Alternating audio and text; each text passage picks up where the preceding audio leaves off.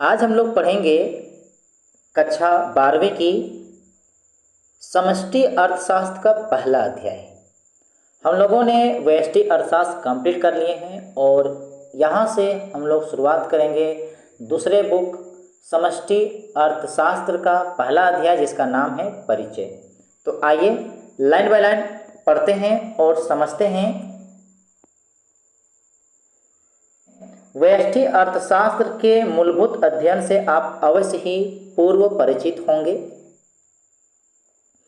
इस अध्याय के आरंभ में आपको व्यष्टि अर्थशास्त्र और समष्टि अर्थशास्त्र के बीच अंतर का एक सरलीकृत विवरण प्रस्तुत किया गया है।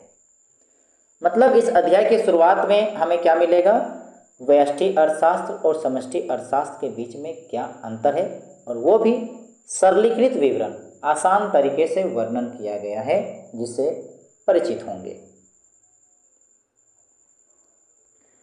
आप में से जो आगे चलकर उच्चतर अध्ययन में अर्थशास्त्र में विशेषता प्राप्त करने का चुनाव करेंगे। देखिए, बहुत कोई ऐसे होगा जो आगे चलकर अर्थशास्त्र में नॉलेज प्राप्त करने के लिए चुनाव करेगा, वो अर्थशास्त्र को आगे रखेगा। मतलब वो आगे चल के अर्थशास्त्र को ही मेन सब्जेक्ट के रूप में चलेगा और अर्थशास्त्र का अध्ययन पर वो गहन अध्ययन करेगा।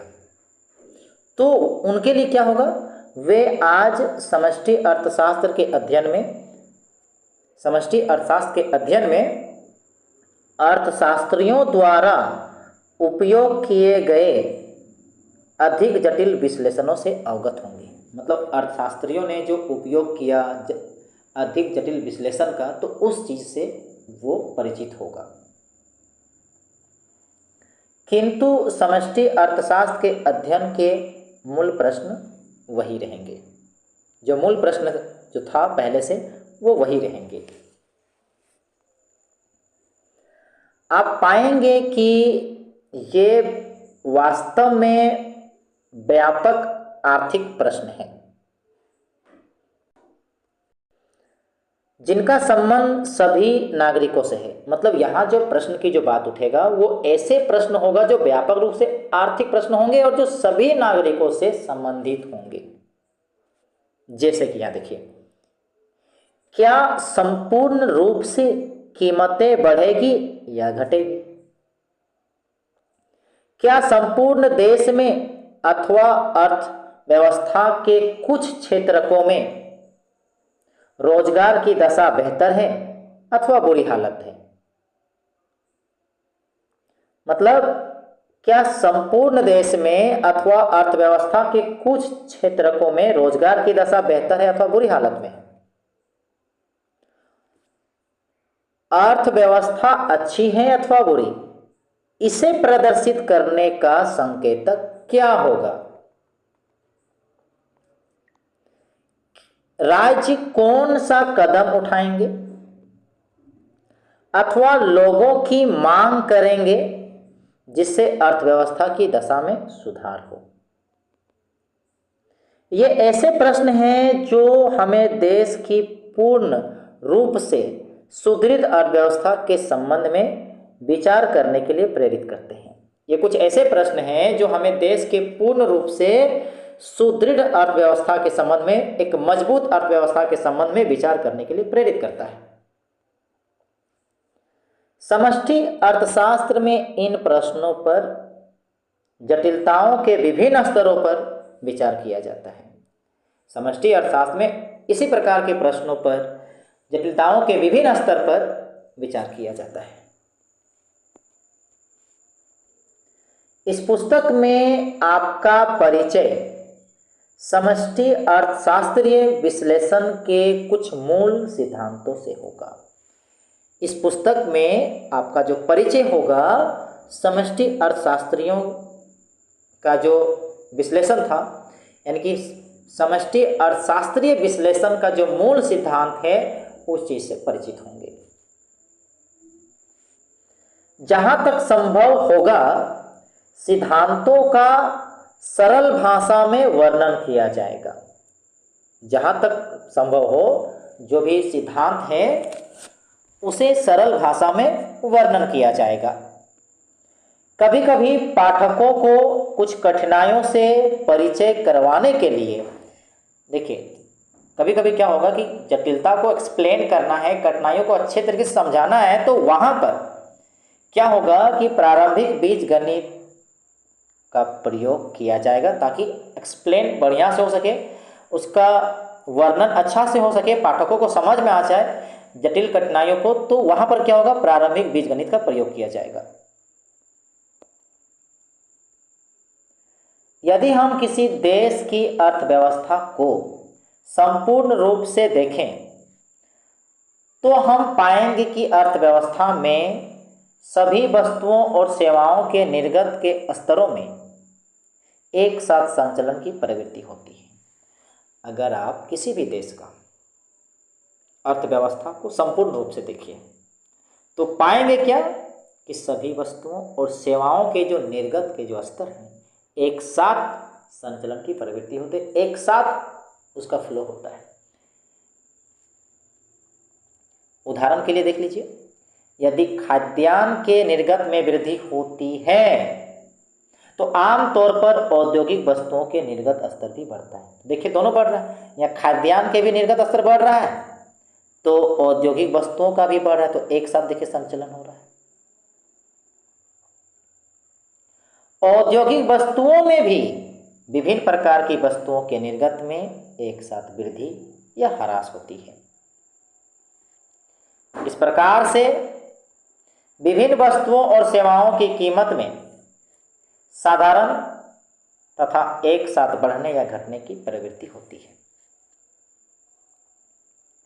हम भिन्न भिन्न उत्पादन इकाइयों में रोजगार के स्तर को भी एक साथ घटते या बढ़ते हुए देख सकते हैं।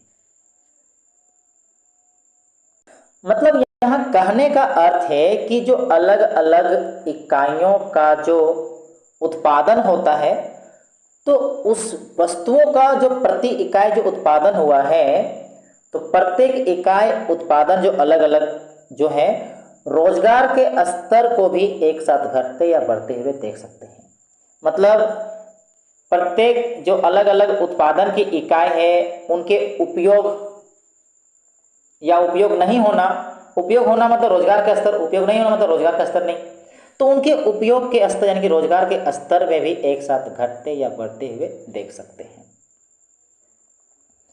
यदि किसी अर्थव्यवस्था के विभिन्न उत्पादन इकाइयों में समस्त निर्गत का स्तर, कीमत स्तर या रोजगार स्तर एक दूसरे के निकट संबंधित हो, यदि किसी अर्थव्यवस्था के विभिन्न उत्पादन इकाइयों में समस्त निर्गत का स्तर, कीमत स्तर या रोजगार का स्तर एक दूसरे के निकट अगर संबंधित हो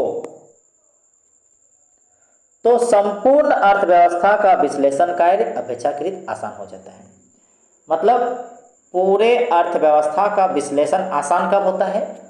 पूरे अर्थव्यवस्था का विश्लेषण आसान उस समय होता है जब विभिन्न इकाइयों के समस्त निर्गत का स्तर, कीमत स्तर और रोजगार स्तर एक दूसरे के निकट होता है।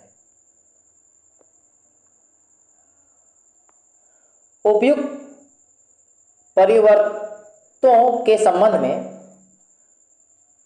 उपयुक्त परिवर्तों के संबंध में व्यक्तिगत स्तर पर विचार करने के बजाय हम अर्थव्यवस्था के अंतर्गत उत्पादित सभी वस्तुओं और सेवाओं के एक प्रतिनिधि के रूप में एक वस्तु के बारे में विचार कर सकते हैं। यहाँ देखिए जो अलग अलग जो यहाँ पर परिवर्तनों के संबंध में तो व्यक्तिगत स्तर पर विचार करना, मतलब एक एक स्तर पर विचार करने की बजाय हम अर्थव्यवस्था के जो अंतर्गत जो जितने भी उत्पादित हुए सभी वस्तुओं और सेवाओं के एक प्रतिनिधि के रूप में एक वस्तु के बारे में, मतलब जितने भी वस्तु उत्पादित हुआ है उस पर हम एक प्रतिनिधि के रूप में एक वस्तु पर विचार करेंगे।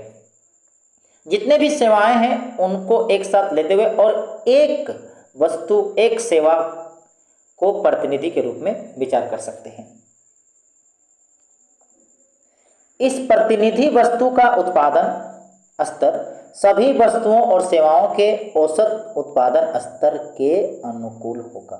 मतलब जिसे हम लोग प्रतिनिधि वस्तु के रूप में लेंगे, तो इस प्रतिनिधि वस्तु का उत्पादन स्तर जो होगा, सभी वस्तुओं और सेवाओं के औसत उत्पादन स्तर, उसका औसत जब निकालेंगे, सभी वस्तुओं और सभी सेवाओं का जो औसत उत्पादन स्तर के अनुकूल होगा प्रतिनिधि वस्तु का स्तर।